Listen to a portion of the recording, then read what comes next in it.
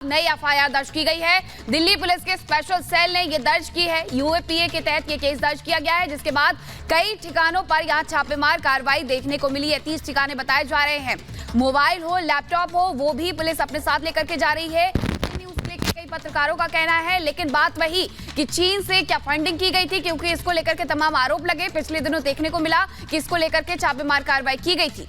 और अखिलेश को एक बार फिर से रुक लेते हैं। ग्राउंड जीरो पर हमारे सहयोगी लगातार मौजूद है, इस पूरी खबर पर नजर बनाए हुए हैं। अखिलेश, अब यूएपीए के तहत केस दर्ज हुआ है, तो यानी कि कार्रवाई अब और भी ज्यादा तेज की जाएगी, और किस दिशा में कार्रवाई बढ़ती हुई अब आगे नजर आ रही है?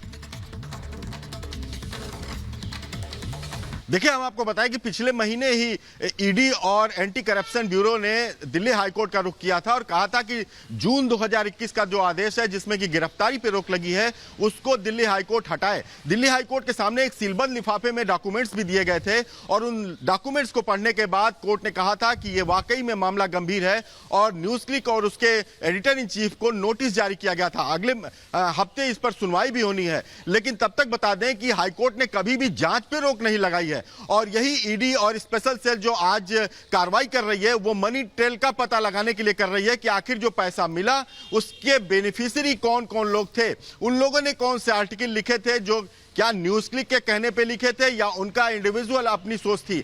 ये सारी चीजें पता करने का विषय है, क्योंकि अदालत के सामने भी जवाब देना है। और दूसरी तरफ ये मामला बहुत ही गंभीर था और बार बार ईडी और उस समय एंटी करप्शन ब्यूरो भी कह रहा था कि इस तरह से बड़े पैमाने पर करोड़ों रुपए आए हैं न्यूज क्लिक के पास, और वो भी मनी लॉन्ड्रिंग के थ्रू आए हैं। तो ये सारी जो दस्तावेज मिले थे, जो सबूत मिले थे, उसके अकॉर्डिंग ये जांच करना है कि ये कहां तक जाते हैं। इसके तार बात करें तब न्यूज क्लिक के खिलाफ जो है एफआईआर दर्ज हुई थी और ये आर्थिक अपराध शाखा के द्वारा की गई थी, लेकिन तब इस कंपनी के जो प्रमोटर हैं उनको गिरफ्तारी से राहत मिल गई थी।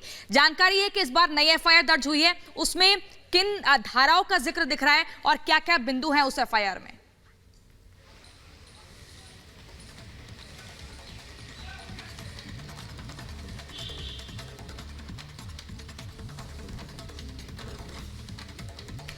अखिलेश, आपको अगर आवाज मिल रही है तो सवाल यह है कि 2021 में भी आर्थिक अपराध शाखा ने एफआईआर दर्ज की थी, तब गिरफ्तारी से प्रमोटरों को राहत मिल गई थी।